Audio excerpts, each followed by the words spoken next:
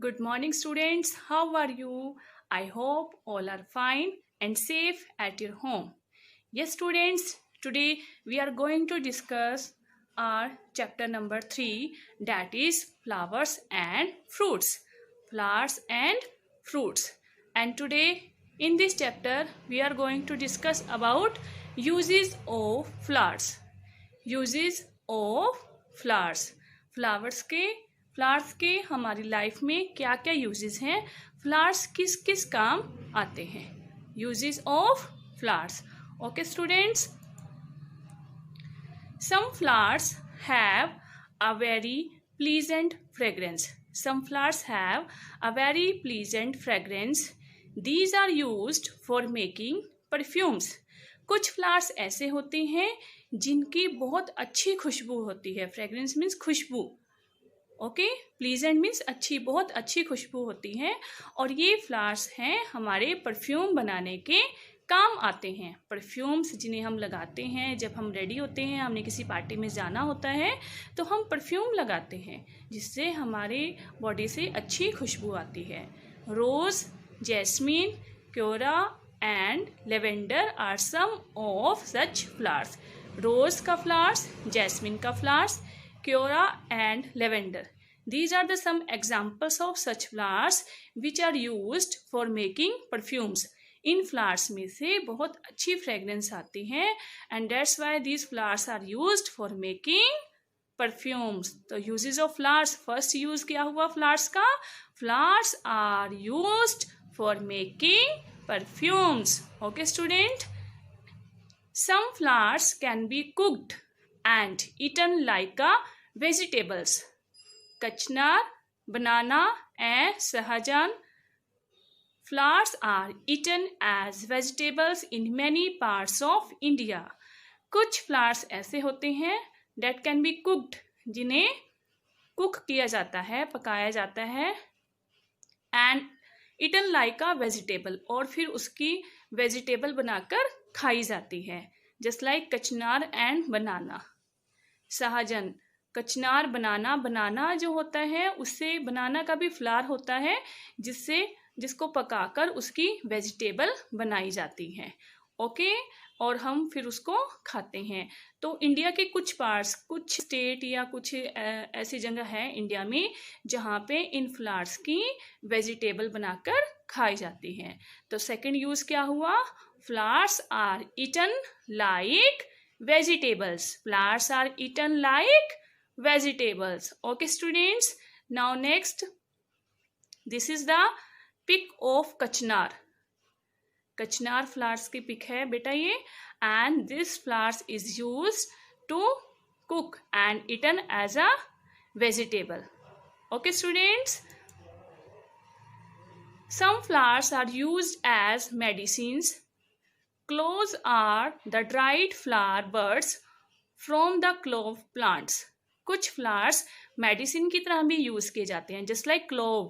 Clove means लौंग. Clove means लौंग. लौंग आपने सुनी होगी आपके किचन में. जो हम स्पाइसेस यूज करते हैं, मसाले यूज करते हैं, उसमें लौंग होती है. Okay, cloves are the dried flower buds. ये एक बर्ड होती है, कली. फ्लावर्स की कली होती है ड्राइड, सूखी.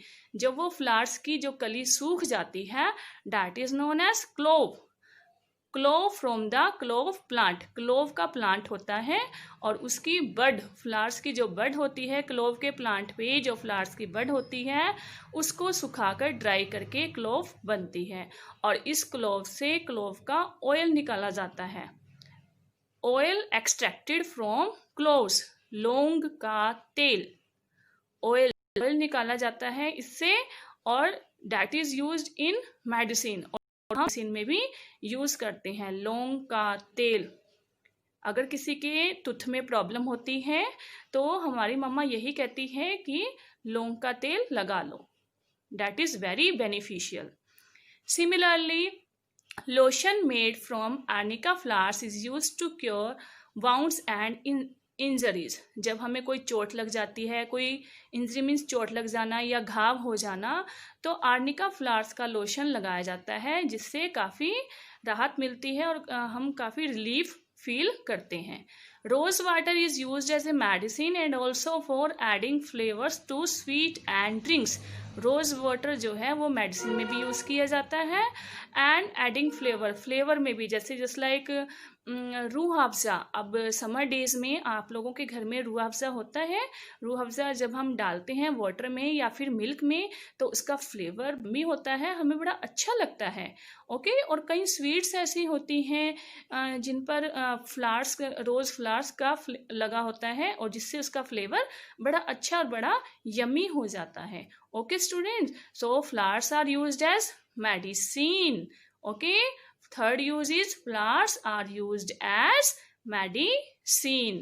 Okay, also rose water used as medicine and adding flavor to sweet and drink. Flowers are also used in preparing cosmetics. Flowers जो हैं स्टूडेंट्स कॉस्मेटिक प्रिपेयर करने में भी यूज़ किए जाते हैं, जस्ट लाइक रोज़ वाटर।